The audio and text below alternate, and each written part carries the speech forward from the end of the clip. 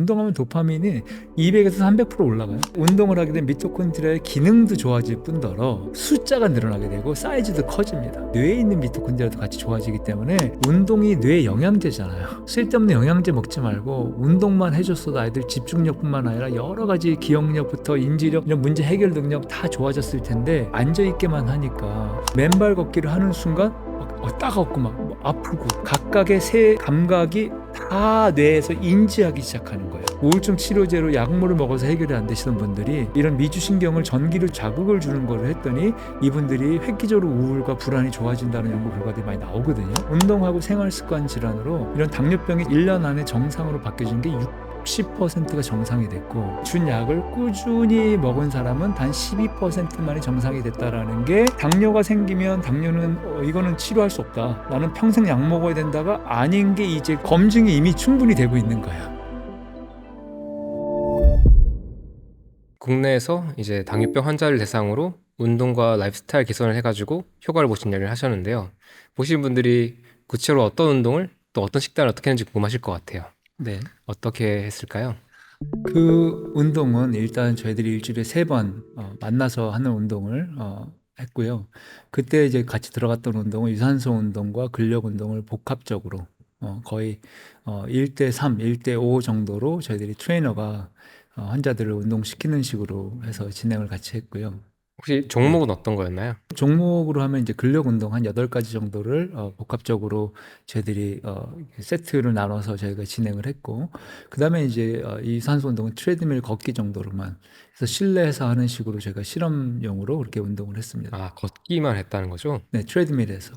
빠르게 걷기인가요? 아니면 그냥 걷기인가요? 일반적으로 빠르게 걷기적인 요소들이 이제 대부분 들어가는 거죠. 그러니까 처음에 이제 스피드를 점점 올리면서 빠르게 걷다가 뭐 가볍게 뛰다가 또 다시 또 걷다가 하는 식으로 저희들이 이제 운동을 지도를 합니다. 그러니까 일반적으로 저희가 이제 심박계를 차고 하기도 하거든요. 그래서 저희가 최대 심박수의 예를 들면 75%에서 80% 수준으로 가자 하면은 사실은 우리 젊은 체력이 좋은 사람들은 가볍게 뛰어야 그 정도가 도달이 되고요.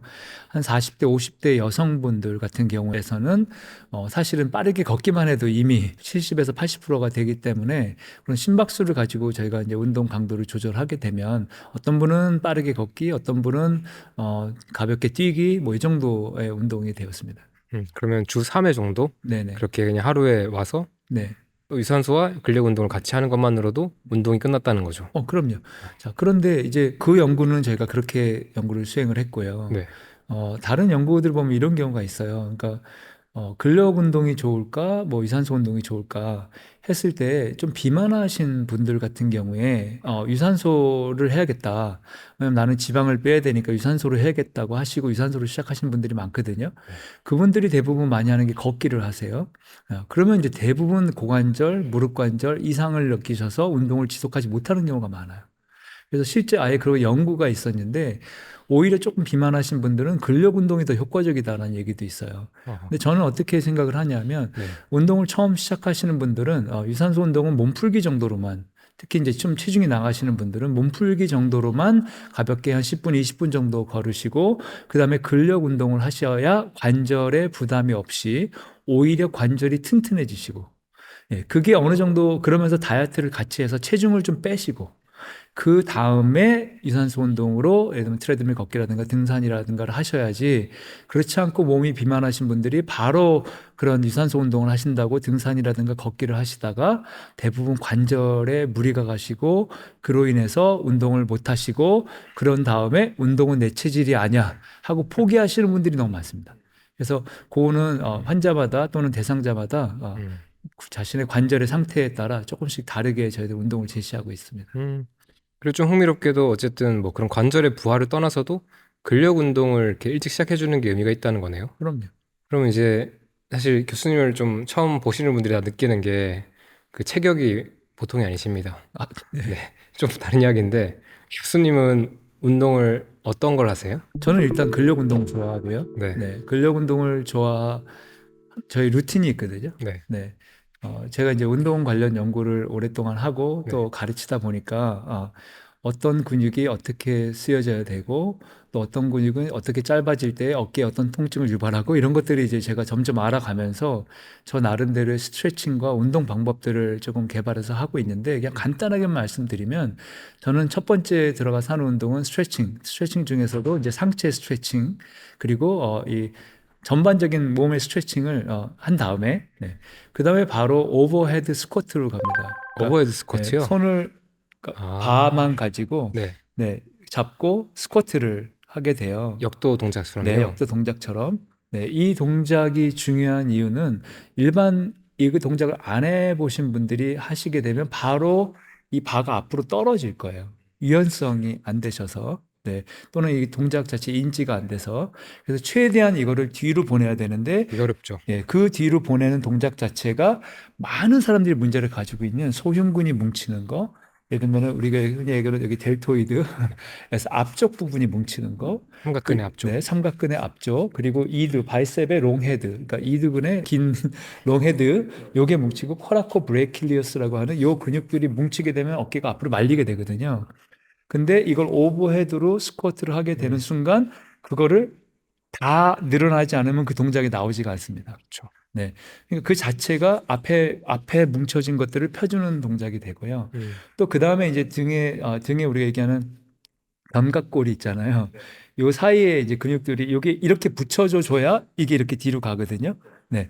이제 걔네들이 이제 우리가 흔히 얘기하는 롬보이드 쪽에 근육이 되고 이게 또 능형근 말씀이신가요? 능형근이 되고 이게 로어 트리피저스 하부 승모근이 자극이 돼야 이게 되는데 요게 정확하게 앞으로 말려 들어가는 근육들을 이렇게 펴주는 근육들이에요. 음, 네, 그래서 저는 첫 번째 운동할 때 그 운동을 할 때 그러면서 이제 골반의 가동성이 같이 나와야 되고 이 허리 쪽 마찬가지 척추 기립근이 자극이 돼줘야 그 동작이 나오는데 그건 아무것도 아닌 것 같지만 그 동작 하나를 할 수 있냐 없냐에 따라서 그 사람의 자세가 평가가 되고 그리고 이 동작을 가볍게 만약에 한 10회 정도 하는 스쿼트를 한 3세트 정도 해준다면 그 자체가 자세 교정 운동이 되고 근력 운동이 되는데 그 근력 운동이 우리에게 꼭 필요한 근력 운동이 되는 거예요. 그게 제 첫 번째 하는 거고요.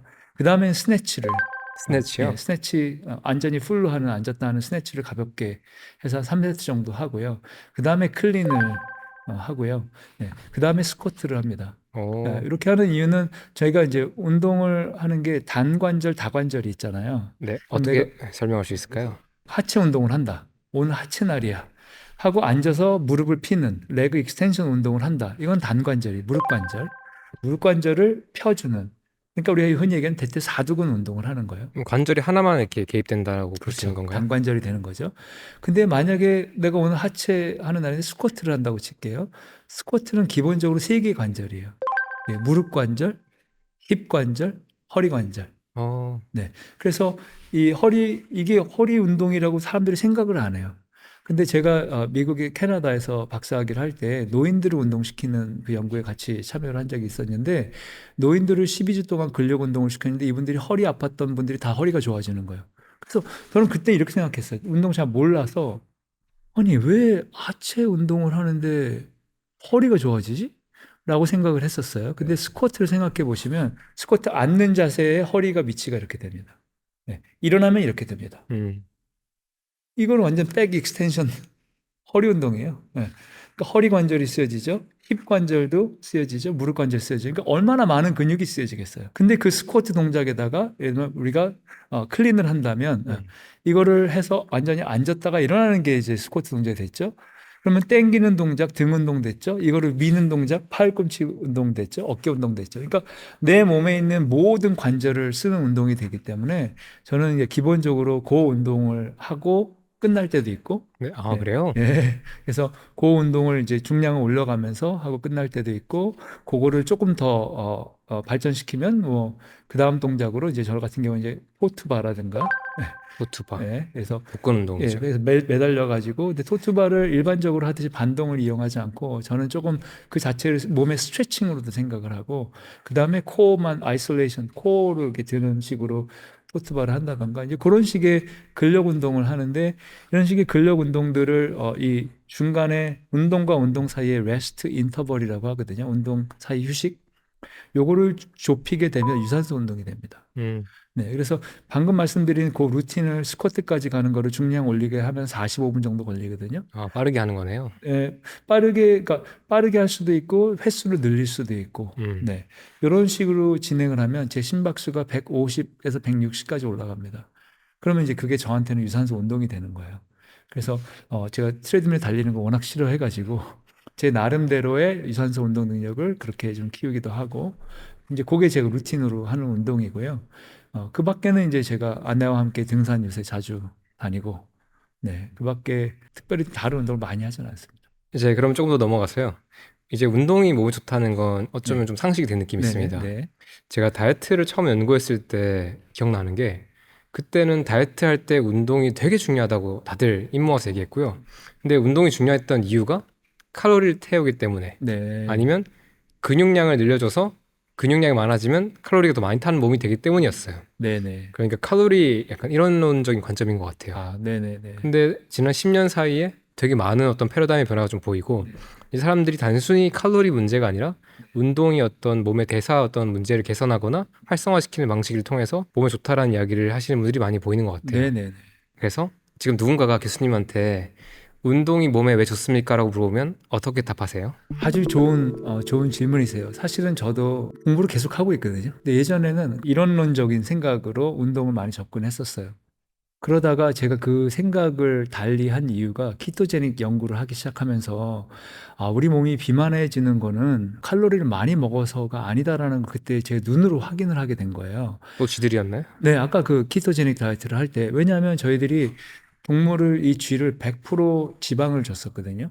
네, 100% 칼로리, 100%요? 100% 지방을 라드로 해서 거기 비타민하고 미네랄을 넣어가지고 쥐를 주는데 얘가 그 밖에 일반적인 다이어트를 하는 쥐랑 봤을 때 오히려 더 먹으면 먹었지 적게 먹지는 않는 거예요. 와, 그런데 살은 불과 일주일 만에 30% 쪘던 아까 고지방 고탄수화물 다이어트를 해서 그렇게 쪘던 애들이 불과 일주일 만에 그 전 체중으로 빠지는 거예요. 일부러 살찌우는 애들이 네. 고지방을 하니까 극단적인 100% 100% 지방이구나. 지방을 준 키토제닉 다이어트를 100%를 줬는데 얘네들이 살이 기가 막히게 빠지는 거예요.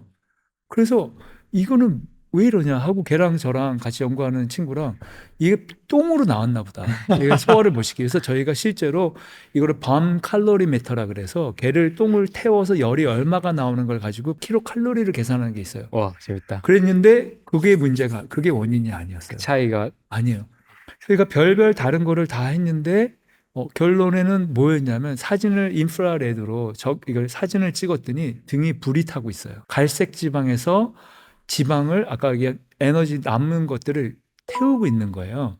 그러니까 이게 어떻게 되냐면 얘네들이 인슐린이 없으니까 아까 인슐린이 저희가 인슐린을 비교해 보면 고지방 고탄수화물 먹은 쥐들은 인슐린이 49고 아예 키토제닉을 먹은 쥐는 인슐린이 1이에요. 그러니까 50분의 1인 거예요. 그러니까 입에 지방이 막 분해가 되기 시작하면서 얘 어딘가 태워야 되는데 그게 언커플링 해서 등에서 얘네들이 열로 발현을 하는 것으로 태웠죠. 그래서 그때 그 전만 해도 저는 우리가 에너지를 쓰는 거는 딱 기초 대사량 그리고 떨믹 이펙트 오브 푸드라 해서 먹으면서 소화시키는 거 그리고 니트라 그래서 우리가 피지팅해서 자꾸 막 움직이고 운동은 아닌데 자꾸 움직이는 거 그다음에 이제 운동이거든요. 이것만인 줄 알았는데 그것이 그렇지 않은 경우도 있구나. 네. 근데 사람도 그래요. 키토제닉 다이어트를 잘 받는 사람이 있고 잘 안 받는 사람이 있어요. 네, 저희 대학원 중에서는 잘 받는 학생이 있어요. 걔는 키토제닉 다이어트를 하면 몸에 열이 나요. 음. 살이 기가 막히게 빠져요. 어떤 학생은 짜증만 나요. 살이 안 빠져요. 너무 힘들어해요. 그래서 이게 사람마다 이게 언커플링 프로테인이 이게 쥐에서는 갈색지방이 있지만 사람에게는 없거든요. 어렸을 때만 있어요. 아기 때만.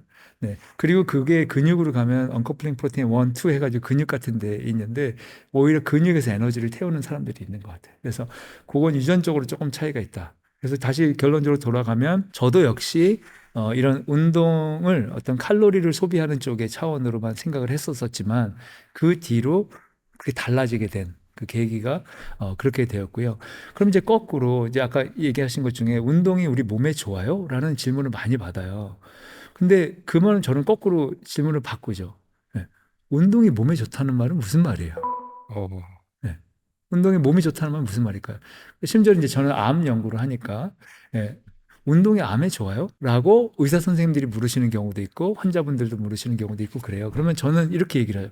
운동이 암에 좋다는 걸 어떤 말씀이신가요? 예를 들면 아직 암이 안 걸린 사람한테 운동이 좋다는 말은 암 예방에 효과가 있다는 거고 지금 수술을 하고 병원에 누워 있으신 분들한테 운동이 효과가 있다라는 거는 퇴원 기간을 몸이 빨리 회복해서 퇴원이 빨라진다는 얘기고 수술해서 지금 유방 절제를 해가지고 팔이 안으로 굽어서 어깨를 못 올리시는 분한테 운동이 좋다는 얘기는 어깨 기능을 기존의 단계로 빨리 회복시켜서 기능이 회복되어진다는 얘기고 배변 기능에 문제가 있으신 분들은 운동이 배변 기능을 회복시키시는 하는 거고 암 환자에게서는 더 나아가서 항암 치료를 잘 받게 할 건지 방사선 치료의 부작용을 줄일 건지 더 나아가서 재발을 줄일 건지 그리고 그 암이 무슨 암인지에 따라서 운동의 효과는 다 다른 거예요. 그렇다면 운동의 효과가 다르다는 것은 운동이 그 몸을 좋게 하는 기전이 다른다는 얘기잖아요. 기전이 달라야 되면 우리가 주는 운동이 다 달라져야 되는 거예요. 그래서 쉽게 얘기하면 아까 우리 운동이 우리 몸에 좋아요라는 말에 제가 한 10,000가지 다른 답을 드릴 수도 있어요. 네, 어떻게 어떤 질환에 어떤 상태에 어떻게 좋아지는지 그때마다 운동의 프로그램은 달라져야 되겠죠. 답이 오히려 질문을 던지는 걸로. 네. 네. 너무 신선합니다. 네. 그러면 이렇게 볼 수 있겠네요. 사실 제가 지금 생각하기에는 운동이 우리의 거의 뭐 전신, 우리의 몸, 뭐 마음, 뭐 뇌 다양한 기능들, 뇌도 기능이 많잖아요. 네. 인지 기능도 있고, 뭐 기억도 있고, 그럼요. 뭐 사고력도 있고, 아니면 뭐 질병을 예방하는 기능, 네. 또는 삶 자체 대인 관계를 좋게 만드는 삶에 미치는 영향. 그럼 저는 여기서 운동이 영향을 미치지 않는 것이 없다라는 생각이 저는 맞아요. 지금 들어요. 맞아요. 그럼 그 많은 것들이 있는데 그중에서 교수님께서 조금 중요하게 보시는 건 어느 쪽인가요? 네. 아주 좋은 인사이트시고 좋은 질문이신데 제가 이제 운동이 약이다라는 컨셉을 가지고 또는 그런 가설을 가지고 다양한 연구를 진행하고 있는데 그중에서 제가 이제 의과대학의 대학원하고 학부 연세대학교 의과대학의 대학원 학부 수업을 가르치고 있거든요. 그중에서 이제 학부 수업에서 신체 활동과 건강이라는 그 한 섹션을 제가 이제 가르치는데 처음에 제가 이런 강의를 할 때에는 강의의 한 15% 정도를 운동이 왜 약이 될 수 있는지를 설명을 하는 걸로 시간을 가졌어요. 운동하면은 당뇨병 예방이 이렇게 되고 당뇨병 치료에 이렇게 도움을 주고 암을 이렇게 예방하고 심혈관절을 이렇게 치료하고 그래서 운동이 약이다라고 얘기를 했었는데 이제는 사람들이 운동이 약이다라는 개념을 어느 정도 이해하시는 것 같아요. 그러면 이렇게 생각할 수 있는 거예요. 우리가 암 환자한테 약으로 아스피린 주지 않잖아요. 항암용으로. 예를 들어서 뇌전증 환자한테 아스피린을 주지 않잖아요. 하지만 아스피린은 약이잖아요.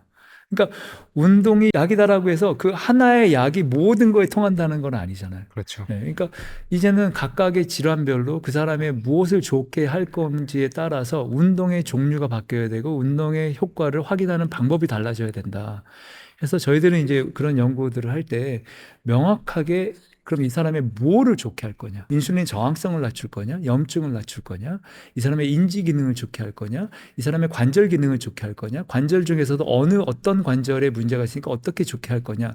이런 것들에 맞춰서 저희들이 이제 운동 처방 또는 이제 운동을 프로그램 만들고 그 효과성 검증 이런 것들을 저희들이 하는 거를 하고 있죠. 그래서 아주 좋은 질문이시고 그거에 대한 저의 답은 depends on 이 사람의 몸 상태와 운동의 목적에 따라서 효과가 다르다가 이제 제가 일반적으로 드릴 수 있는 답이고 질문해 주신 것 중에서 그 중에서도 뭐를 더 중요하게 생각하냐라고 하면 저의 뿌리는 인슐린 저항성이에요. 네, 왜냐하면 인슐린 저항성이 다양한 질환의 원인이 돼요.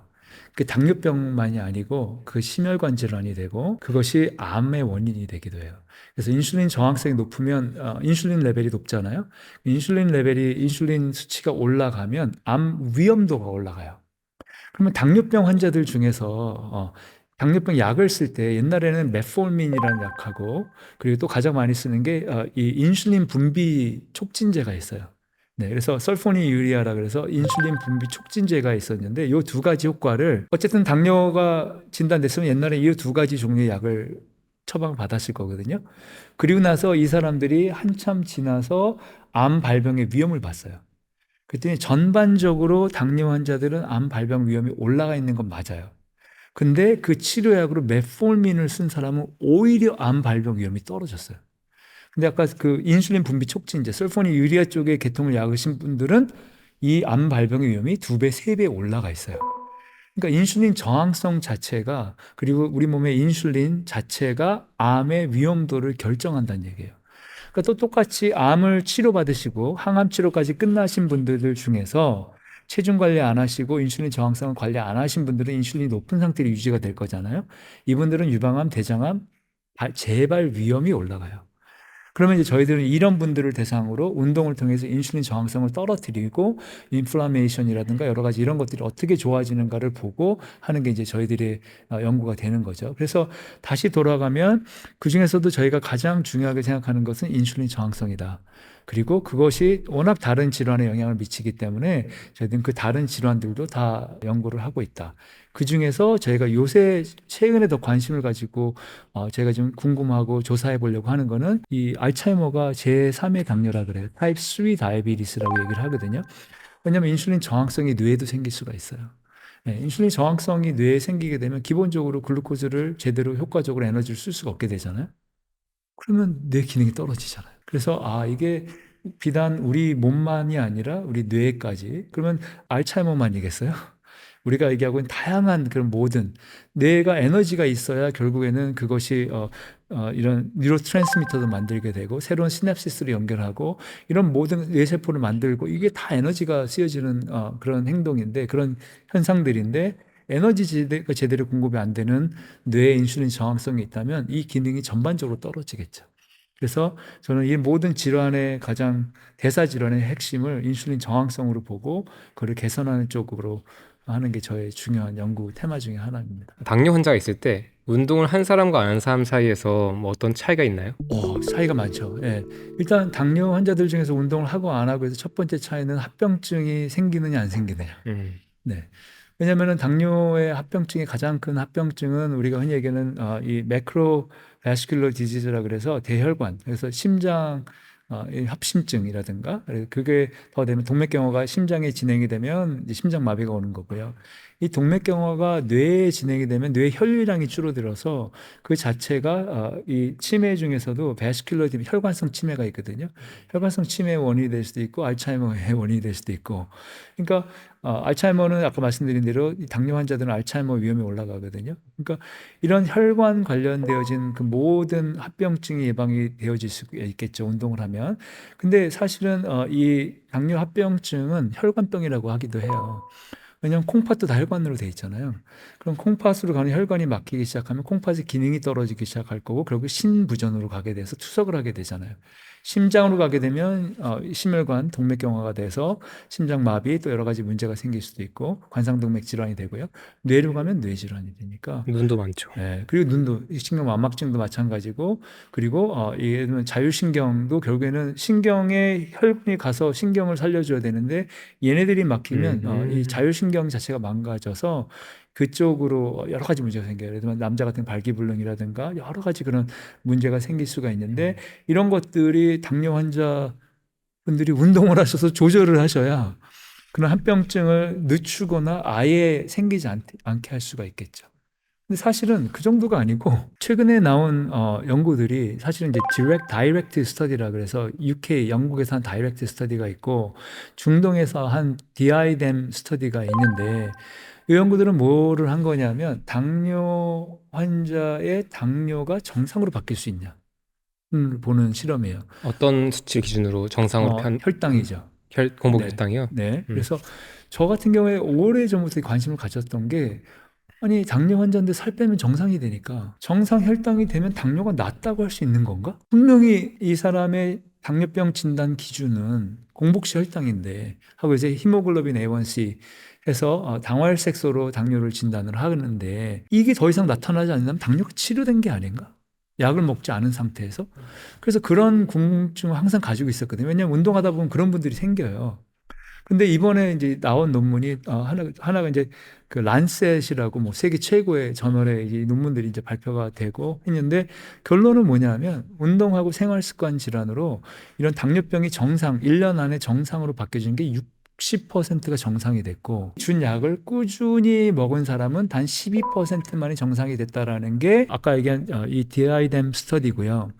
요 유사한 연구를 영국에서 다시 각각 센터들 여러 병원들을 연결해서 이거 연구를 진행을 했는데 거의 유사한 결과. 예를 들면은 운동하고 식이 한쪽에서는 40몇 프로, 그리고 이 약만 먹은 그룹에서는 4%, 6%가 와. 정상이 되고, 이게 작년에 지금 이게 4년인가 5년 팔로업이 논문으로 나와 있는데 그분들 중에서 26에서 27%가 아직도 당뇨가 없는 상태로 유지하고 계시다고 나왔거든요. 그러니까 당뇨가 생기면 당뇨는 이거는 치료할 수 없다. 나는 평생 약 먹어야 된다가 아닌 게 이제 검증이 이미 충분히 되고 있는 거야. 다만 여기에서 중요한 거는 그 전에도 Look Ahead Study라고 비슷한 연구가 있었어요. 근데 효과가 이 정도로 크지는 않았었어요.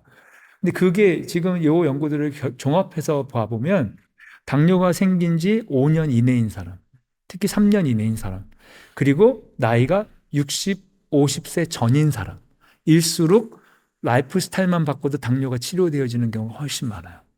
요새 젊은 당뇨 많이 생긴다고 했잖아요.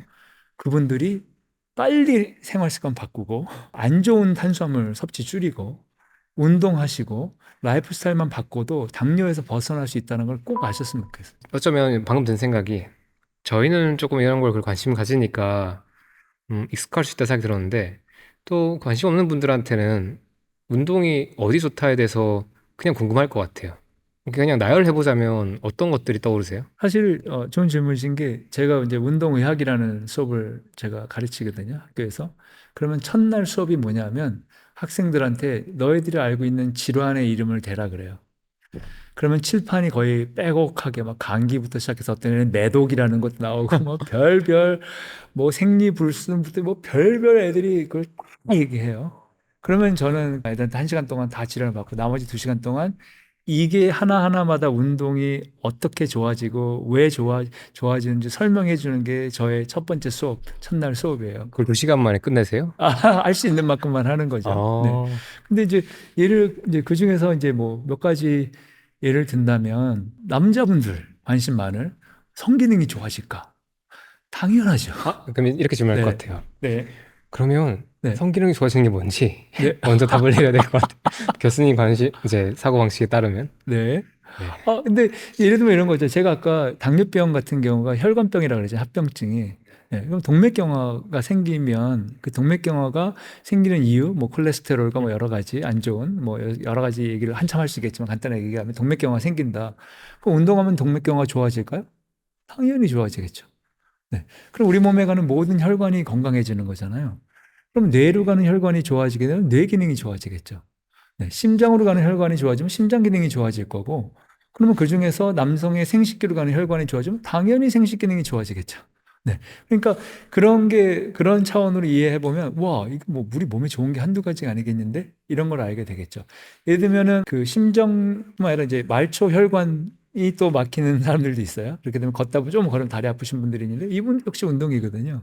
그러니까 그렇게 운동이 우리 몸의 건강에 유의하게 하는 것들은 예를 들면 혈관으로 해서 상당히 많은 질환들을 우리가 얘기할 수 있고요. 네, 그러면 사실 신체적으로나 뭐 질병적으로 이런 것들이 영향 미치는 것들에서는 대충 짐작할 수 있을 것 같은데요. 어쩌면 운동이 이 뇌나 마음에 미치는 영향에 대해서도 저는 좀 궁금합니다. 왜냐하면 요즘에 운동을 하시는 분들이 많아지면서 또 저도 운동을 되게 좋아하면서 느끼는 거는 운동을 하면 우울하다가도 기분이 좋아지고 네. 에너지가 떨어져 있다가도 좋아지고 뭐 많은 것들이 해결돼요. 네. 그냥 운동을 하면 되게 뇌도 되게 맑아지고 일도 잘 되고 생각도 잘 되고 그 운동이 뇌에 미치는 영향이 명확한 것 같긴 한데 사실 저는 아직 그 근거에 대해서 아직 많이 조금 정보가 모자란 것 같은 느낌이 있습니다. 네네. 그래서 교수님 보시기에 운동이 뇌나 이런 뇌 기능에 좋다는 또는 네. 마음에 좋다는 네. 그 현상에서 기전은 뭘까요? 물론 그것도 여러 가지 다양한 방법으로 우리가 생각을 해볼 수 있겠지만 저는 기본적으로 뇌의 기능이 좋다라는 거를 크게는 한 3가지로 한번 생각을 해봤어요. 어떤 현상적인 거 말고 원론적으로 봤을 때는 이런 뇌세포가 건강하냐, 얘네들이 건강하다라는 거는 잘 살고 있냐. 왜냐하면 나이가 먹을수록 뇌세포가 죽기 시작하거든요. 그래서 실제로 뇌세포 수 자체가 줄어들기 시작을 해요. 그게 이제 알츠하이머가 생기면 더 급격하게 줄어들게 되겠죠. 또 하나는 이 뇌에 에너지가 잘 공급되고 있냐. 그래서 이 뇌에 에너지가 잘 공급이 돼야 결국 뇌가 잘 기능을 할 거 아니에요. 또 하나는 우리 뇌에는 기본적으로 한 1,000억 개 정도의 뇌세포가 있다고 얘기를 하고, 그리고 각각의 세포에는 10,000개 정도의 시냅스가 연결이 되어지게 되어지는데, 그러면 이 시냅스가 연결되어지고 그리고 얘네들한테 결국 이거를 연결해 주는 거는 뉴로 트랜스미터가 돼야 되는데 우리 뉴로 트랜스미터들이 충분히 만들어지고 얘네들이 효과적으로 작용을 하고 있냐? 그러니까 뇌 세포가 건강하냐, 에너지가 충분하냐, 이거 연결망이 괜찮냐. 이 세 가지의 문제가 어디에 생기느냐에 따라서 뇌 프리프론탈 콜텍스에 문제가 생기는 건지, 아막달라의 편도체에 문제가 생기는 건지, 뇌 어느 부분에 문제가 생기는지에 따라서 뇌 기능이 달라지기도 하고, 이런 연결망에서 문제가 생기게 되면 뭐 전반적으로 다른 문제가 생길 수가 있겠죠. 자, 그러면 운동을 하면 어떻게 되냐? 자, 운동은 첫째로 새로운 뇌 세포를 만듭니다. 특히 그 중에서도 해마 쪽에 새로운 뇌 세포를 만들어서 운동하면 기억력이 좋아진다는 거 이미 알고 있어요. 제가 사실은 그 분야에도 관심이 있어가지고 비만 시기 연구를 하다 보면 제가 맨날 뇌를 뜯어가지고 뇌를 자르고 뇌를 분석하고 했던 것들이 제가 미국에 이제 하버드에 있을 때 하던 거거든요. 근데 저희가 보면 오비오비 마우스 아까 렙틴이 없는 시 말씀드렸죠. 걔네들은 엄청 비만하잖아요. 걔네들을 죄송하지만 미안하지만 이 쥐한테는 죽여가지고 우리 뇌를 뚜껑을 열어서 뇌를 무게를 제가 항상 재거든요. 그럼 무게가 작아요. 그래서 와 얘는 비만한데 비만하니까 뇌가 작네? 라는 거를 제가 그때부터 유심히 보다가 제가 연구하던 분야가 사실은 염증이었거든요. 예, 운동하면은 염증이 떨어져요. 그거를 지방에서 염증이 떨어지고 그게 인슐린 저항성을 좋게 한다는 게 이제 제가 연구에서 논문을 발표했던 그런 연구들이었는데 근데 이 염증이 뭘 일으키냐면 염증은 이제 IKK 베타라는 게 있고 NF 카파비라는 게 있어서 세포화학에서 이거를 작동을 하게 되면 엄청난 염증이 생기면서 프로테인 생성을 억제해요. 단백질 생성을 억제한다. 네. 그 말은 새로운 뇌세포가 생기는 거 억제가 될 수도 있고 줄어들 수도 있다는 얘기예요. 그게 어떤 때 나타나냐면 비만해서 올라갈 때만이 아니라 술을 먹어서 필름이 끊기면 뇌에 염증 치수가 엄청 올라가게 되고 그게 사실은 필름이 끊기는 게 뇌세포가 잠시 기능을 멈춘 거잖아요. 이해되시죠? 네. 자, 그래서 다시 돌아가서 얘기하면 이 오비오비 마우스가 비만해지면 염증 치수가 올라가게 되고 걔네들이 뇌에 새로운 성성을 억제할 수 있겠다라는 그런 생각을 제가 하게 됐어요. 그러면서 제가 생각을 했더니 거꾸로 그럼 비만을 예방하고 운동을 해주면 새로운 뇌세포가 생기지 않을까? 이제 그런 생각을 하게 됐었는데 제가 한 건 아니고 이제 저는 이제 한국으로 왔지만 그 뒤로 이제 그런 논문들이 나오기 시작을 했었죠. 그래서 특히 운동하면 뇌세포가 생겨나는데 그 중에서도 해마에서 새로운 뇌세포가 많이 생겨나고 새로운 시냅시스들이 많이 연결이 되어지더라. 이런 연구들이 나왔고요. 또 하나는 이 뇌세포가 생존하는 게 중요한데 서바이벌에 영향을 미치는 게 우리 근육에서 BDNF라는 물질이 나오거든요. Brain Derived Neurotrophic Factor라고 BDNF가 나오는데 이 BDNF는 근육만이 아니라 뇌에서도 만들어집니다. 근데 운동할 때 특히 운동을 고강도 운동, 유산소 운동을 많이 하게 되면 BDNF 전체의 70에서 80%가 근육에서 만들어지게 돼요. 근데 이 BDNF의 역할은 뇌의 생존율을 높이고 뇌 기능을 향상시키기 때문에 그래서 새로운 뇌세포들이 만들어지는 거에 직접적인 역할을 하기도 하고 걔네들이 잘 유지될 수 있도록 하는 데 역할을 줍니다. 그러니까 우리가 운동을 하면 실제 뇌 기능이 향상되어지는 이유가 새로운 뇌세포가 생겨나고 걔네들이 더 건강하게 있게 한다. 또 하나 에너지를 공급을 해야 되는데 에너지 공급에 그러니까 파워하우스라고 에너지 공장이라고 하는 게 미토콘드리아잖아요.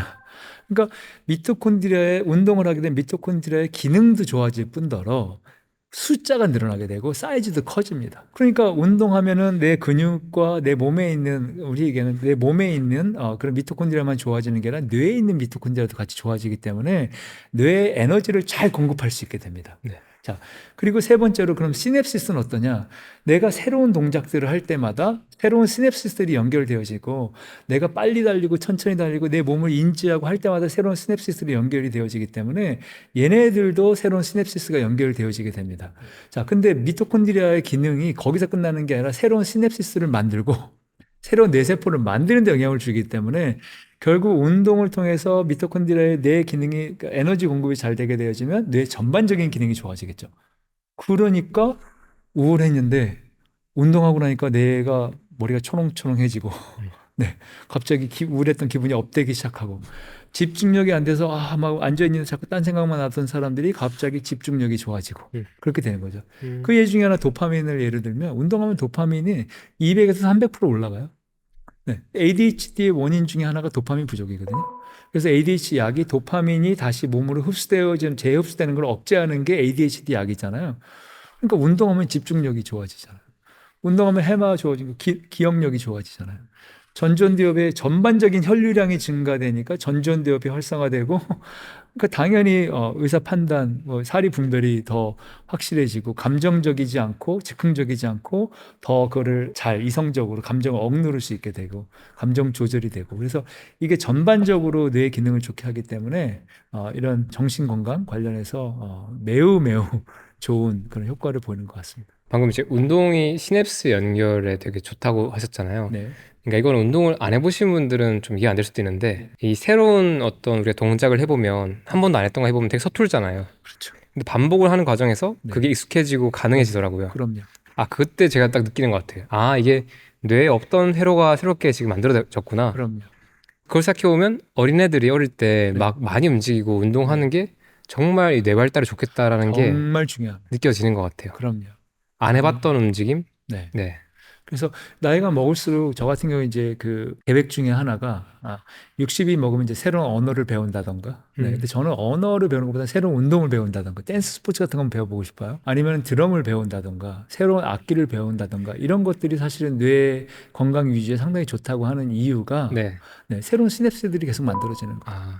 또 이런 생각이 드네요. 예를 들어서 새로운 악기를 배울 수도 있고 새로운 운동을 배울 수도 있는데 뭐 둘 중에 하나를 선택한다면 운동을 배우면 아까 운동에서 오는 다양한 대성 효과까지 같이 오면서 시냅스까지 새롭게 건드리니까 그럼요. 장점이 생기네요. 그럼요. 근데 그 운동을 혼자 하지 않고 다른 사람들과 함께 한다. 그럼 또 다른 얘기가 되는 거죠. 그러면 또 한 가지 더 제가 오늘 준비하면서 하고 싶던 질문이 있는데요. 최근 1년 사이에 우리나라에서 맨발 걷기 열풍이 확실히 눈에 띄게 보입니다. 요즘엔 지자체에서도 많이 황토길을 만들고 공원에 가보면 이제 맨발로 걸어 다니시는 분들이 되게 많은 것 같아요. 또는 제주도에 여행을 가도 바닷가에 보면 맨발로 걸으시는 분들이 진짜 많더라고요. 교수님께서는 맨발 걷기에 대해서 어떻게 보시나요? 상당히 긍정적인 생각을 가지고 있습니다. 맨발 걷기를 잘 한다면. 근데 이제 맨발 걷기의 그런 효과를 얘기할 때 저는 아까 조금 전에 말씀드렸던 뇌 기능과 관련해서 말씀을 드리고 싶거든요. 그러니까 우리 몸에 특히 뇌에 그러니까 인슐라라는 곳이 있어요. 네. 인슐라는 이제 우리가 흔히 알기로는 전전두엽과 편도체 사이에 연계해 줄 수 있는 그 위치도 그 중간쯤에 있는 그런 뇌 부위인데 인슐라의 기능 중에 하나는 뭐냐면 가장 큰 기능은 우리 몸에서 오는 신호들을 거기서 다 총 집합을 시키는 거예요. 그러니까 우리 몸에서 나오는 신호라고 얘기하면 인트로셉션, 내 내부 감각이라든가 프리오셉션 해서 내가 예를 들면 이게 서서 한 발로 쓰기 위해서 내 균형을 잡기 위해서 내 몸에 어디 있는지를 내가 빨리 내가 스스로 판단해서 균형을 잡는 거잖아요. 그러니까 이러한 내 몸에서 올라오는 모든 신호들은 결국에 인슐라에 집결이 돼서 얘가 그거를 해석을 전전두엽과 편도체와 그 서로를 교류하면서 이걸 종합적인 해석을 하는 게 인슐라가 하는 거거든요. 그러니까 맨발 걷기를 한다면 저는 그냥 걸을 때는 내 발이 어딜 닿는지 인식이 전혀 없습니다. 근데 맨발 걷기를 하는 순간 막 따갑고 막 아프고 이건 시원한데 이건 지압이 되는 것 같은데 발가락이 뭐 돌이 걸렸는데 이런 것들을 끊임없이 인지한다라는 거는 기존에 우리가 신발을 신고 걸을 때와는 달리 네. 각각의 그 감각이 다 뇌에서 인지하기 시작하는 거예요. 네. 그러니까 길을 오솔길을 처음에는 막 산길을 갈 때는 막 이렇게 낫으로 막 치고 다녀야 되잖아요. 네. 그러다가 한 번 가고 두 번 가고 10명이 가고 100명이 가게 되면 길이 만들어지듯이 이쪽에 길이 만들어지는 것 같은 그런 저는 그렇게 느낌으로 생각을 하고 있어요. 그래서 인슐라에서 그거를 하는 순간 인슐라의 기능 중에 하나는 면역 기능 조절하는 게 있고요. 스트레스 반응이 있어요. 똑같은 스트레스를 받는데 어떨 땐 짜증이 날 수 있고 어떨 때는 그냥 뭐 스트레스 받았네 이렇게 느낄 때가 있는데 이런 거 스트레스에 대한 반응이라든가 이것이 정신적인 것만이 아니라 몸이 느끼는 반응일 수도 있고요. 또 여기서 하는 게 감정 조절이에요. 감정 조절이 상당히 중요한 부분인데 이 감정 조절을 되게 하고 안 되고 하게 하는 게 이게 인슐라의 매우 중요한 기능 중에 하나고 그러니까 전전두엽과 이거를 조절하다 보니까 여러 가지 그런 디시전 메이킹 어떤 의사 결정한다든가 이런 거에도 어떤 영향을 주는 게 인슐라다 보니까 이런 맨발 걷기를 하게 되면 기본적으로 인슐라의 기능이 활성이 되어지고 얘가 흔히 얘기하는 액티베이션이 더 잘 되어지면서 갑자기 예전에 느끼지 못했던 감정 조절 능력이 생긴다던가 이렇게 되어지는 것들이 또는 잠을 잘 잔다던가 면역 기능이 개선되어진다던가 이런 것들이 인슐라를 통해서 되어지는 것 같아요. 근데 이게 꼭 맨발 걷기만이 아니라 인슐라를 자극하려면 균형 잡는 동작들은 다 인슐라가 자극이 돼요. 그래서 한 발 들고 이렇게 서서 균형을 잡는 걸 한다던가 또는 이런 타이치 같은 운동이라든가 우리 흔히 얘기하는 소마틱 운동이라는 것들은 대부분 내가 움직이는 동작 하나하나를 내가 인지하면서 하게 하니까 이게 다 결국에는 프리프리오셉션을 통해서 인슐라가 자극이 되어지는 그러니까 그런 이런 소마틱 운동이 이런 감정이라든가 우울이라든가 PTSD를 극복하는 데 획기적인 효과가 있다고 이제 그런 결과들이 나오는 이유가 같은 맥락이고 또 하나는 이 베이거스 너브에서 미주신경에서 요새 북미에서 상당히 연구 결과들이 많이 나오고 있는 것들이 우울증 치료제로 약물을 먹어서 해결이 안 되시는 분들이 이런 미주신경을 전기로 자극을 주는 거를 했더니 이분들이 획기적으로 우울과 불안이 좋아진다는 연구 결과들이 많이 나오거든요. 근데 이제 그런 것들이 미주신경하고 사실은 인슐라하고는 거의 둘이 같이 일을 하기 때문에 그래서 그런 것들이 상당히 좋은 역할을 준다고 볼 수 있죠. 사실 근데 인슐라를 얘기하면 끝이 없어요. 왜냐하면 우리 장에서도 우리가 내장축, 장내축을 얘기를 할 때 결국 마이크로바이옴, 우리가 얘네들이 결국 대사를 하면서 만드는 게 스몰 체인 패티 애시드를 만들잖아요. 숄체린. 숄체인 패티 애시드를 짧은 사슬 지방산을 만들게 되는데 짧은 사슬 지방산의 수용체가 미주신경이 있어요. 그러니까 이런 것들 그런 장의 건강하고 편안한 것들이 미주신경에 자극되고 그러니까 이게 이 모든 것들은 결국에는 인슐라에서 해석이 되다 보니까 이런 것들이 운동과 생활 습관을 통해서 인슐라가 자극이 되어지고 이게 정상적으로 잘 작동을 하게 되면 전반적인 그런 뇌 기능이 좋아지고 특히 감정적인 거, 우울적인 거, 면역력, 스트레스에 대한 반응, 수면 이런 거에 많은 도움을 주는 이유가 그래서 그런 것 같아요. 그러면 교수님께서 생각하시기에는 맨발 걷기가 건강상의 이점을 보이는 핵심 기전은 신경계를 기반으로 하는 어떤 이런 자극들이다라고 볼 수 있을까요? 네, 그거는 저는 이제 두 가지를 보고 있는데 하나는 방금 말씀드린 그런 기전이고 또 하나는 맨발 걷기는 결국에는 운동이거든요. 네. 네, 운동이다 보다 하다 보니까 예를 들면 관절이라든가 우리가 맨발 걷기를 하게 되면 오히려 자세가 조금 더 바라진다던가 또는 결국 걷는 운동 자체가 그건 고강도 운동을 하기 어려워요. 맨발 걷기는. 하지만 저중강도로 걷기 운동을 하게 되면 자연스럽게 우리 몸의 대사 결국은 에너지를 쓰게 되는 거잖아요. 그러니까 그런 면에서도 좋아지게 되겠죠. 그러니까 흔히 얘기하는 소마틱 엑서사이즈의 그런 효과와 컨벤셔널 엑서사이즈, 일반적인 운동 효과를 두 개를 같이 할 수 있는 게 맨발 걷기 운동이다라고 얘기를 할 수 있죠. 그런데 그렇기 때문에 맨발 걷기 운동을 통해서 심폐체력을 증진시킨다. 이거는 건 아닌 거잖아요. 그러니까 그거는 그 운동대로의 효과가 있고 그 운동을 해야 될 사람과 목적이 있을 때 그 운동을 하는 거고 그렇지 않으면 다른 운동을 하는 거죠. 그리고 저는 지금 든 생각은 맨발 걷기를 직접 해보니까 어쩔 수 없이 이게 자연스럽게 공원에 가게 되고 자연에 가게 되잖아요. 맞습니다. 그냥 그 자체에서 오는 것도 진짜 무시할 수 없는 것 같고 맞습니다. 성취감도 되게 있는 것 같고요. 또 사실 맨발 걷기 이런 길들 가보면 어르신들끼리 서로 막 이제 동호회 같이 서로 이렇게 아시는 분들이 많더라고요. 네, 그러면 혹시 토신도 여기 있을 것이고. 맞습니다. 근데 방금 얘기하신 게 이제 맨발 걷기가 해변가에서 한다거나 네. 또는 숲속에서 많이 하잖아요.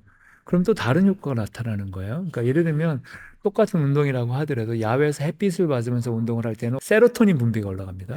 특히 숲속에서 걷는 운동을 하게 되면 세로토닌 분비가 많이 되는데 아시다시피 세로토닌은 멜라토닌의 프리컬서잖아요. 전구체잖아요. 그러니까 결국에는 그게 저녁 때 가서 멜라토닌으로 바뀌면서 수면을 잘 하게 되는 거죠. 그러니까 그런 다양한 운동의 효과가 맨발 걷기를 통해서 나타날 수 있는 거죠. 그리고 밖으로 나가야 되니까 비타민 D를 이제 그럼요. 몸에서 많이 만들게 되네요. 그럼요. 사실 이게 얼싱을 기준으로도 얘기 많이 하잖아요. 네. 여기 대해서 어떻게 보세요? 저는 개인적으로 얼싱 연구를 해보지 않았기 때문에 제가 하지 않은 연구를 가지고 그것이 맞다 그르다 하기는 어려울 것 같아요. 근데 제가 보기에는 얼싱의 효과보다도 방금 전에 말씀드린 그런 다른 효과가 맨발 걷기 효과의 주 원인이 아닐까라고 생각하지만 제가 연구를 통해서 얼싱의 효과가 없다라는 걸 확인한 적이 없기 때문에 제가 얼싱의 효과가 아니다라고 얘기하기는 어려울 것 같습니다. 이것도 저희도 다 공부를 더 해봐야지 네네. 알 수 있는 부분이겠네요. 네네. 재밌습니다. 저는 또 여기서 좀 중요하게 얘기하고 싶은 게 근육입니다. 우리가 근육에 대해서는 좀 미적인 이야기를 좀 많이 했던 것 같아요. 근데 사실 공부를 해보면 근육은 사실 되게 큰 장기잖아요. 그럼요. 전신에 되게 있고 우리의 피부나 간 다음으로 어떻게 보면 큰 장기라고 볼 수 있는데요. 이 근육이 우리의 대사 건강에 미치는 중요성 또는 그 효과는 어떻게 될까요? 그거는 이제 크게 두 가지로만 제가 말씀드릴게요. 더 다양한 말씀 드릴 수 있겠지만, 하나는 아까 말씀드린 대로 우리 대사에서 사실은 가장 큰 대사가 글루코즈, 포도당 대사라고 봤을 때 우리 탄수화물 섭취를 하게 되면 결국엔 당이 올라가고, 당이 올라간 당을 결국 우리 몸이 소비해야 되는데, 우리 몸이 당을 소비하는 가장 큰 기관이 근육이기 때문에 근육을 유지하는 게 당 대사. 특히 요새는 당이 과다하게 먹는 게 문제니까 거기 중요하다는 부분에서 이제 근육의 중요성 하나 말씀드릴 수 있고요. 또 하나는 내분비 기관이라는 걸 이제 알게 된 거죠. 호르몬을 분비하는 기관이다. 네. 옛날에 제가 원래 연구하던 거는 지방이었었어요. 왜냐하면 렙틴도 지방이고 아디포넥틴이라든가 이게 이제 제 연구 주제 중에 하나였는데 지방에서 또 염증 물질이 나오고 그래서 지방이 줄이면 그런 염증 물질은 줄어들고 항염증 물질은 아디포넥틴 같은 거는 많이 나와서 우리 몸에 전반적으로 건강하게 한다라는 게 한때 엄청나게 많이 연구가 되어졌고 저도 그쪽 분야 연구를 했었어요. 근데 요새는 그걸 넘어서서 근육이 내분비 기관이라는 거예요. 그래서 근육에서 호르몬이 나온다는 거예요. 그게 아까 말씀드린 뉴로트로픽, 그러니까 BDNF라든가 그걸 마이오카인이라고 얘기를 하는데 그래서 근육에서 나오는 카인이 사이토카인, 근육에서 나오는 카인이다. 그래서 마이오카인이라고 하는 게 BDNF도 그렇고 아이리신도 그렇고 그밖에 여러 가지 근육에서 나오는 그런 물질들이 내분비 기능이 있다라고 얘기를 하는데 얘네들이 다 인슐린 저항성을 낮추고 새로운 뇌세포를 만들고 뇌 기능을 좋게 하고 그래서 이 근육을 많이 쓸수록 뇌 기능이 좋아지는 기전은 그 마이오카인으로 많이 얘기가 돼요. 그러니까 근육에서 나오는 호르몬 자체로도 이런 질환들의 예방이나 치료에 효과가 있다는 거네요. 그럼요. 아까 말씀하셨던 인슐린 저항성으로 가는 기전 외에도 네, 이런 원리가 있군요. 그럼요. 그리고 제가 대학 때 제 전공은 아니지만 제가 이상한 수업을 많이 들었거든요. 네. 그래서 그때 분자생물학이나 아니면 영양학이나 그냥 건강 쪽 이런 걸 되게 많이 들었어요. 그때 기억에 남는 게 사이코페니아, 그러니까 근감소에 대한 게 되게 중요하더라고요. 그럼요. 네. 그래서 40대, 50대부터는 이 근감소가 그냥 진짜 너무 심각하다라는 얘기를 하시더라고요. 그래서 이 이야기를 좀 해보고 싶습니다. 네네. 네. 그래서 나이가 들수록 근육이 어떤 양상으로 감소하는지 그리고 그게 어떤 영향을 미치는지 궁금합니다. 네. 아주 좋은 질문이에요. 요새 가장 핫한 분야 중에 하나가 근감소증이거든요. 왜냐하면 근감소증이 문제인 걸 알았지만 질환으로 정의되지 않다가 최근 몇 년 전에 이제 WHO에서 이 근감소증의 질환 코드가 ICD 코드가 나오기 시작하고 우리나라도 그걸 채택하기 시작하면서 근감소증을 질환으로 보기 시작했어요. 근육이 줄어드는 건 질병이다. 네. 근데 이제 그 근육이 줄어드는 게 그냥 줄어든다고 다 질병이 되는 게 아니라 어떤 특정 기준 이하로 줄어들 때 이제 그것을 이제 근감소증으로 진단을 내릴 수가 있고 아주 심한 근감소증으로 진단을 내릴 수가 있는데 어쨌든 그래서 이게 아주 중요하고 되게 핫한 이슈입니다. 그런데 한 가지 재밌는 건 나이가 든다고 다 근감소증이 오는 건 아니에요. 교수님을 보면 알 수 있습니다. 그래서 저는 제가 옛날에 MBC 어떤 방송사를 언급해 죄송하지만 그쪽에서 어떤 PD분께서 저한테 인터뷰를 요청하고 저하고 같이 영상 촬영을 하기 원하셨는데 저한테 계속 늘하고 강조한 말이 나이가 40이 넘으면 근육이 감소한다고 하는데 근력 운동을 해도 근육이 늘어나지 않는다고 하는데 맞습니까? 저는 아닙니다. 아니 운동을 하는데 왜 근육량이 늘어나지 않아요? 운동을 제대로 하면 늘어나죠. 네, 그래서 근감소증이라는 거는 두 가지인데 나이가 먹을수록 우리 몸에 일어나는 호르몬의 변화 그 중에서 하나는 예를 들면은 테스토스테론이 줄어들게 됩니다. 남성 호르몬. 또 하나 성장 호르몬이 줄어들게 됩니다. 성장 호르몬과 이런 남성 호르몬은 근육을 합성하는데 아주 중요한 호르몬이기 때문에 이거 자체가 줄어든다라는 건 근육이 줄어들 수도 있다는 얘기입니다. 자, 그래서 그거는 나이가 먹을수록 그런 쪽으로 보면 근육이 줄어들 수 있지만 그러면 근력 운동을 하면 그 줄어드는 걸 예방할 수 있냐? 예방할 수 있습니다. 그러니까 그런 호르몬의 변화를 내가 받아들이고 운동도 하지 않고 점점점 좌식 생활, 운동 안 하는 생활을 들게 되면 근육이 매우 빠른 속도로 감소를 하게 되겠지만 내 스스로 라이프 스타일을 바꿔서 오히려 운동을 하게 되면 성장 호르몬이 올라갈 수도 있고 테스토스테론이 올라갈 수도 있고 그 밖에 운동을 통해서 운동만 해도 단백질 섭취를 충분히 잘 해주게 되면 근 합성이 올라가서 아주 건강한 근육량을 유지할 수 있습니다. 이걸 극단적으로 보여준 사진이 이게 재밌는 사진이 있는데 근감소증을 설명하는 그림이 20대 여성과 80대 여성의 허벅지를 보여줘요. MRI를 한 걸 이제 보여주게 되는데 그걸 촬영하게 되면 똑같은 허벅지 둘레인데 근육의 양은 3분의 1인 거예요. 80대 노인이. 근데 최근에 70대 트라이아틀론 철인 3종 하는 사람의 허벅지를 보여줬는데 20대보다 훨씬 더 근육량이 많아요. 네, 그래서 물론 이 근감소증은 나이가 먹을수록 올 수 있지만 자기가 어떻게 관리하고 운동하느냐에 따라서 충분히 예방하거나 그를 치료가 가능하다 하는 게 저의 견해고 사실 그 연구를 저희가 지금 하고 있습니다. 어떤 연구인지 좀 여쭤봐도 괜찮나요? 근력 운동을 하는 게 좋은지는 알겠지만 왜냐하면 근감소증 치료약이 없거든요, 현재는. 네, 그래서 운동밖에 없습니다. 운동과 충분한 단백질 섭취. 그래서 운동과 단백질 섭취를 유지하고 늘려줄 수 있는 어플리케이션을 디지털 치료제를 개발해서 그 효과를 우리나라하고 미국에서 검증하는 연구가 근감소증 저희가 현재 진행하고 있는 연구입니다. 그러면 좀 더 들어가서 사실 젊은 분도 그렇고 나이 드신 분도 그렇고 궁금한 거는 근육 증가에 있어서 최적의 어떤 운동 방식은 뭘까? 이런 얘기가 되게 많은 또 화제가 되는 것 같아요. 네네네. 일반 대중적으로 또는 어쩌면 지금 근육 증가가 필요한 40, 50대 이상의 분들 기준으로 얘기할 때는 어떤 걸 핵심이라고 얘기할 수 있을까요? 진행됐던 연구들을 종합해서 분석한 메타 분석 연구 결과를 말씀드리면 노인성 근감소증에 근력 운동을 하더라도 근육량은 유의하게 증가하지 않는 경우가 많습니다. 아, 그래요? 네. 다만 근력은 150%, 200% 증가하는 경우가 많습니다. 네. 근육량과 근력은 다르니까요. 네. 그런데 근감소증을 정의할 때 2010년도에 유럽에서 근감소증을 정의하는 첫 번째 가이드라인이 나왔을 때는 근육량이 매우 중요한 걸로 얘기를 했었어요. 근데 새로 2019년도에 나오는 가이드라인에는 근력이 더 중요한 것 같아요. 네. 그래서 근육량도 중요하지만 근력을 유지하는 게 더 중요하다. 그래서 실제로 우리가 운동을 하면 근육량이 늘어나기보다 근력이 먼저 빨리 좋아집니다. 자, 그럼에도 불구하고 근육량이 늘어나면 좋잖아요.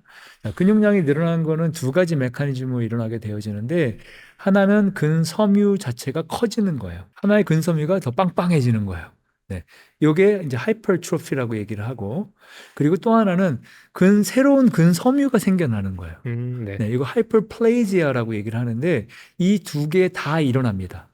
네, 그래서 그렇게 되려면 이 마이오세틀라이트 셀이라는 요게 자극이 되어지게 되면 요게 새로운 근섬유를 만들게 되어지는데 얘가 자극이 되어지는 동작에서는 근력 운동 중에도 컨센트릭이라 그래서 만약에 저희 아령을 들면 이렇게 당기는 동작 네, 근수축을 이렇게 하게 되면 근육이 짧아지면서 근육이 수축하는 거예요. 네.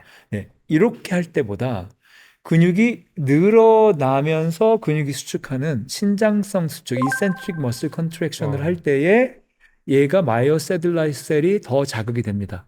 그러니까 실제로 우리가 운동을 할 때 스쿼트가 일어나는 동작에서 근비대가 일어나는 게 아니고 오히려 앉는 동작에서 근비대의 효과가 더 난다고 볼 수 있는 거예요. 그래서 저는 스쿼트를 특히 노인들 같은 경우 스쿼트를 할 때 앉는 동작은 최대한 천천히 일어나는 동작은 최대한 빨리. 네, 그러니까 최대한 빨리 하는 게 자세를 유지한 상태에서 네, 그렇게 할 때 오히려 이 섬유의 자극이 가해지는 게 더 자극이 되어지고 또 일어날 때는 천천히가 아니라 빨리 해야 되는 이유는 나이가 먹을수록 타입 1 파이버, 타입 2 파이버 얘기를 할 때 타입 1은 지구력 이 천천히 오랫동안 할 수 있는 그런 근육이라면 타입 2A, B는 빨리 하는 건데 나이가 먹으면 먼저 근육이 줄어드는 건 타입 2가 줄어듭니다. 그래서 나이가 먹을수록 동작이 느려지는 거예요. 네, 그래서 그거를 예방하는 게 빠른 동작을 할 수 있게. 그래서 트레드밀에 뛰다가도 걷는 거 좋아요. 걷는 거 저 같은 경우는 걷는 거 걷거든요. 걷는데 마지막 2분은 전력으로 달려요. 네, 그래서 그 타입 2를 더 자극시키는 그래서 가벼운 운동 여러 번 하는 거 좋아요. 그래서 근력 운동 저 그렇게 하거든요. 근데 마지막에는 무거운 무게를 칠 때 타입 2B까지 같이 얘가 자극을 받아서 그렇게 동작이 느려지지 않고 힘을 유지하고 순발력 유지할 수 있도록 하는 그런 운동들을 권해드리고 싶고 그렇게 하고 있습니다. 지금 제가 교수님한테 얻은 인사이트를 좀 모아보자면 나이 드신 분들이 운동하실 때는 아까 얘기했던 신경 가소성 관련해서 시냅스 연결 생각했을 때는 좀 다양한 동작들, 다양한 것들을 좀 많이 섞어서 하시고 두 번째는 수축뿐만 아니라 이 늘리는 것들도 좀 신경을 많이 써서 하시라. 근데 세 번째는 지구력을 위한 근육이 있고 순간적인 이런 힘을 내는 파워를 내는 근육이 있는데 이런 것들 좀 많이 하셔야 된다. 특히 이제 나이가 먹다 보면 아까 말씀드린 대로 순발력을 내는 근육 근섬유가 먼저 줄어들기 때문에 걔네들을 유지하기 위해서 나이가 들수록 오히려 빠른 동작들을 안전하게 할 수 있는 그 동작들을 늘리셔야 된다. 예를 들면 자전거를 탄다면 안전하게 할 수 있잖아요. 네. 막판 3분은 좀 빨리 해본다든가. 스퍼트를 내는 거. 네, 뭐 그런 아. 것들. 또는 마지막 30초는 스퍼트를 낸다든가. 예, 심장에 무리가 가지 않는 한도 내에서. 네, 네. 물론 심장 확인해야 됩니다. 근데 그런 한도 내에서는 마지막 동작은 빨리 하는 거를 저는 추천해 드립니다. 그런 면에서 저는 느껴지는 거는 이렇게 배드민턴이나 테니스나 이런 좀 스포츠 종목들은 사실 의식하지 않고도 빨리 움직이기도 하고 천천히도 움직이잖아요. 그런 게 있어도 좋겠다는 생각이 드네요. 너무 좋죠. 너무 좋은데 욕심 부리다가 자칫 무릎인데 또는 아킬레스 건인데 아킬레스 건 손상이 가장 많이 오는 스포츠가 또 테니스하고 배드민턴이기 때문에 너무 욕심 부리지 않고 네. 그럼 스포츠 중에서는 네. 이런 안전성과 이런 또 운동 효과를 규정을 잡는다면 어떤 것들을 추천할 수 있을까요? 저 같은 경우에는 축구는 권해드리지 않고요. 나이가 드실 때는. 다치니까요. 네. 그런데 또 이런 분들이 있어요. 이것도 다 이게 다른 게 조기 축구를 지난 40년간 지금 90세까지 잘하고 계신 분한테 축구 안 좋습니다. 하지 마세요라고 할 수 없죠. 네, 그분은 충분히 자기의 몸을 관리하면서 하실 수 있으신 분이니까. 근데 나이 70에 이제 축구를 시작해 볼까? 저는 절대 말리죠. 네. 이해했어요. 나이 70에 갑자기 테니스랑 배드민턴을 시작하신다? 약수터에서 하시는 분들 놀라워요. 거의 발에 움직임이 없이 배드민턴을 치시는데 기가 막히게 치고 저보다 잘 쳐요. 맞아요. 그런 분은 괜찮아요. 네, 무슨 말인지 아시겠죠?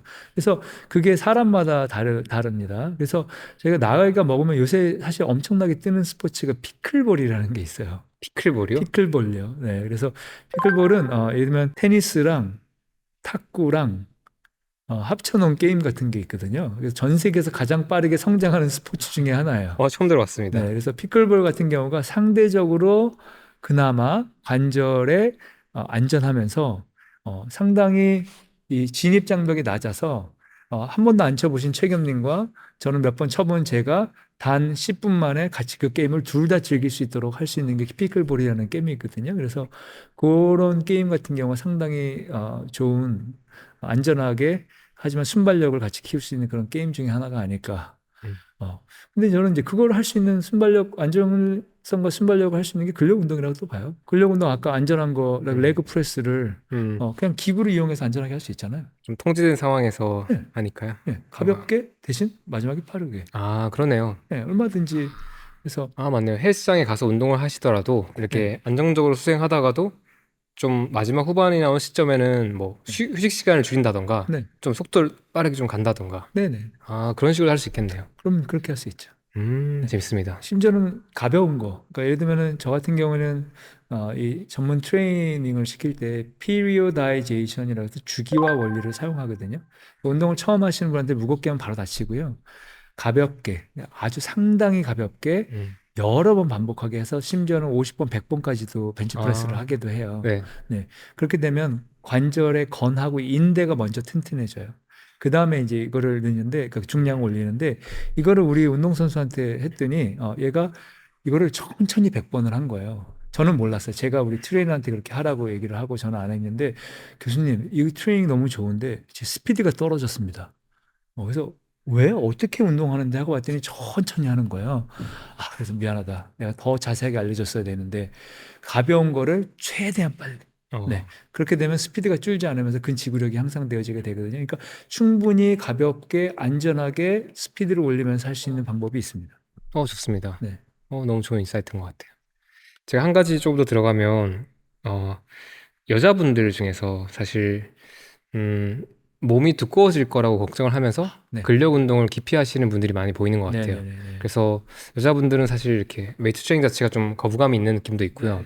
또 마른 몸을 동경하기도 하고 연예인처럼 좀 마른 몸으로 가려면 이렇게 지방과 근육을 다 줄이려고 하는 경향이 있는 것 같아요.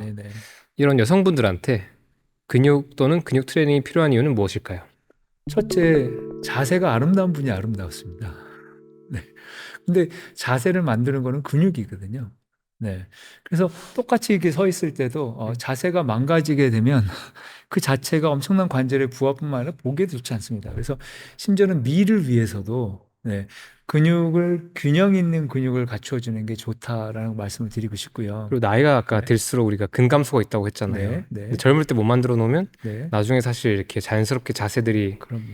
더 망가질 수밖에 없겠네요. 그럼요. 네. 네. 그러면 이제 이런 경우가 생기는 거죠. 나이가 들으셨는데, 예를 들면 상체는 비만한데, 이제 하체는 이제 젓가락 같은 체형이 나오면 아무리 아름다워도 아름답지 않은 모습으로 보일 수 있습니다. 그래서 미적인 측면에서도 저는 근력 운동은 꼭 하셔서 자세 유지를 위해서 해야 된다고 생각을 하고요.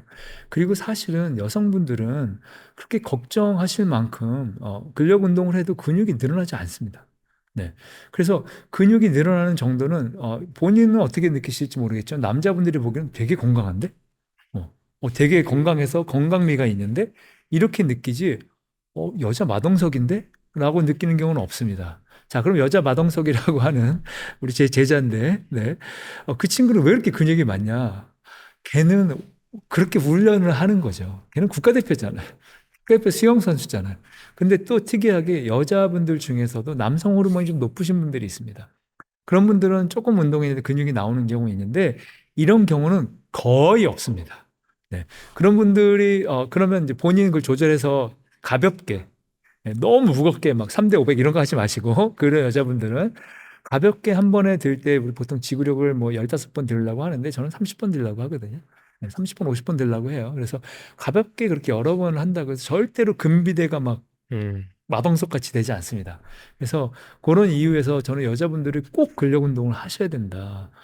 그렇지 않으면 나중에 관절 때문에 엄청나게 고생하시고 대사질환 때문에 고생하시고 많은 문제들이 생기신다. 이런 걸 얘기 드리고 싶어요. 아까 운동이 이런 인슐린 저항성이나 렙틴에 미치는 영향을 생각했을 때는 그 미적인 걸 생각해서라도 네. 이게 지금 근육 관리가 안 돼 있으면 나중에 계속 불리해지겠네요. 저희 어머니 세대쯤 되면 이제 팔다리 가늘어지고 근데 배가 그렇죠. 복부가 이제 살찌는 경우가 많이 나오는 것 같아요. 그렇죠. 근데 그런 것도 어떻게 보면 근육을 늘렸을 때 예방이 가능할 수 있는 그럼요. 것들이고 그럼요. 그럼요. 저는 그 운동이 제가 오늘 얘기했던 것처럼 운동이 우리 몸과 마음, 삶, 건강에 엄청난 영향을 주는 것 같습니다. 네. 그런데 아쉬운 건 제가 학교 다닐 때 네. 학생 때 체육 교육 받을 때는 체육 시간이 재밌다고 느껴보지 못했어요. 사실 체육 시간에는 그냥 축구 시켜주면 좋겠다는 생각만 했지 체육 수업은 사실 재미가 없었거든요. 특히 여자애들은 더 심했던 것 같아요. 여자애들은 체육 시간 진짜 싫어하잖아요. 네. 근데 지금 보면 너무 많은 사람들이 운동을 다 즐기고 있습니다. 요즘 러닝 열풍도 있고 웨이트도 많이 하시고 남녀노소. 저도 지금 저 파워리프팅 하고 네. 러닝하고 맨몸 운동하고 요가도 하고 있고 정말 처음에는 건강 관리 때문에 했는데 지금은 그 자체가 목적이에요. 그렇죠. 그러니까 그냥 그거 하러 가는 시간이 내 삶에서 되게 좋은 시간이에요. 운동하기 위해서 건강을 챙기는 것도 있어요. 네. 그래서 좀 아쉬운 마음도 드는 것 같아요. 네. 좀 더 어렸을 때 그때 이 움직임에 대해서 체육에 대해서 좋은 경험을 많이 했으면 좋았겠다. 네. 그래서 저는 이게 또 교육으로 돌아가는데요. 네. 교수님 생각하시기에 현재 이 체육 교육 시스템이 아쉬운 점이 있다면 무엇이고 네. 어떻게 하면 좀 좋을까요? 아니면 가정에 계시는 부모님들 입장에서는 이 움직임에 대해서 어떻게 봤으면 좋을 것 같으세요? 네. 아주 좋은 질문이고 사실 그와 관련된 연구들을 제가 지금 사실 많이 하고 있습니다. 제가 지금 지난 한 10년째 하고 있는 연구가 글로벌 매트릭스라는 연구인데요. 이게 2년 전에 최근 결과 발표를 했는데 57개국의 어린이 청소년의 신체 활동 점수를 매기는 거예요. 그러니까 리포트 카드, 성적표를 매기는데 우리나라가 거의 꼴찌입니다. 진짜요? 네. 그 꼴찌인데 뭐가 꼴찌냐면 신체 활동 양이 꼴찌예요. 체육 수업 시간과 그냥 애들이 일반적으로 신체 활동 얼마나 하고 있는가를 보면 거의 꼴찌입니다. 근데 우리나라가 거의 1등인 게 있어요. 정책은 1등이에요. 정책 수와 정책에 예산이 배정되어 있는 정책의 수는 제일 많아요. 그러니까 이 괴리가 있는 거예요. 이게 후진국형 스타일이에요. 정책은 있는데 실효성이 없는 정책이 되어지고 학교 현장에는 반영이 되어지지 않는. 그래서 이게 지금 우리나라의 구조적인 문제인데 여기는 두 가지가 있어요. 하나는 그럼 아까 체육 시간이 즐겁지 않으셨다고 말씀하셨음에도 불구하고 절대적인 체육 수업 시간이 너무 적어요. 네. 왜냐하면 체육 수업 시간이라는 거는 애들의 신체 활동을 기본적으로 보장해 줄 수 있는 최소의 활동인데 체육 수업 시간 자체가 적다라는 게 문제고. 너무 이렇게 갤러리처럼 들어있죠. 네. 그리고 이제 초등학교 때는 체육 수업을 밖에서 안 하는 경우도 많아요. 네. 선생님이 그냥 그냥 체육 전공이 아니신 분들이 가르치는 경우도 많고 초등 체육이기 때문에 그래서 일단 시간 자체가 적은 것도 있고요. 또 하나는 체육 수업의 퀄리티가 아직 부족한 부분이 많아요.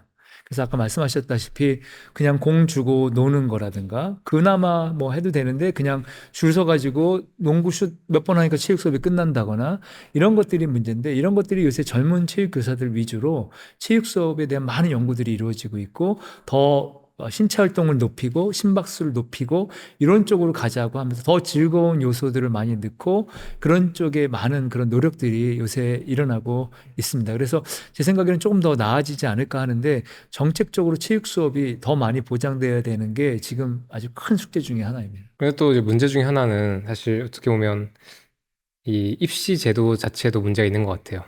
이게 학교에서도 체육 수업을 많이 넣기가 좀 그렇고 부모님들 입장에서도 지금 체육 뭐 할 시간에 영어 수학 문제 더 풀었으면 좋겠다는 마인드셋도 있어서 그러니까 이게 어느 누구의 잘못도 아닐 수도 있는 느낌이 있는데요. 부모님이라면 어떻게 했으면 좋을 것 같아요? 그게 이제 저희 사실은 체육을 연구하는 우리들의 숙제고 우리들이 그동안 잘 못한 부분이라는 거죠. 그 무슨 말이냐면 아이들이 공부하는 시간에 운동을 해야 되거든요, 사실은.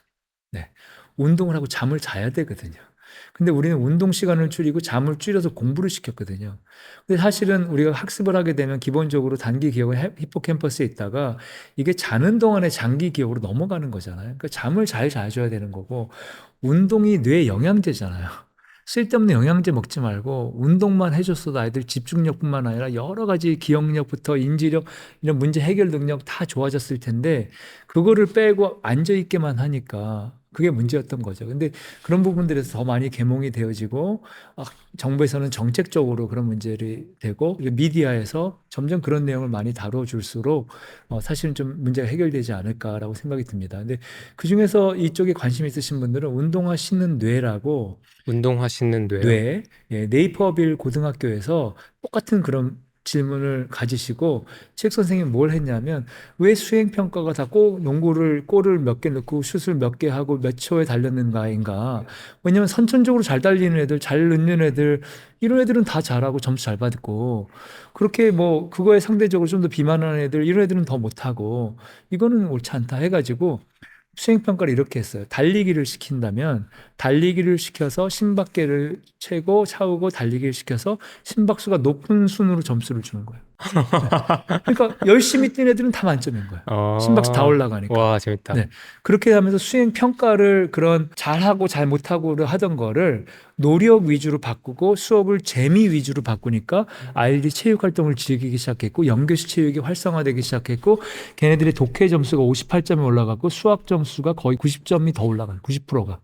그래서 그게 거의 미국의 획기적인 그런 정책 변화를 가져오게 되어졌고 그래서 VO2 max 심폐체력이 좋은 애들이 독해력이 좋고 심폐체력이 좋을수록 수학 문제 풀이 능력이 좋다는 게 논문으로 나오기 시작하면서 이게 체육의 중요성을 막 학교에서 강조하기 시작한 많은 정책들이 좋은 의미 있는 변화가 있었죠.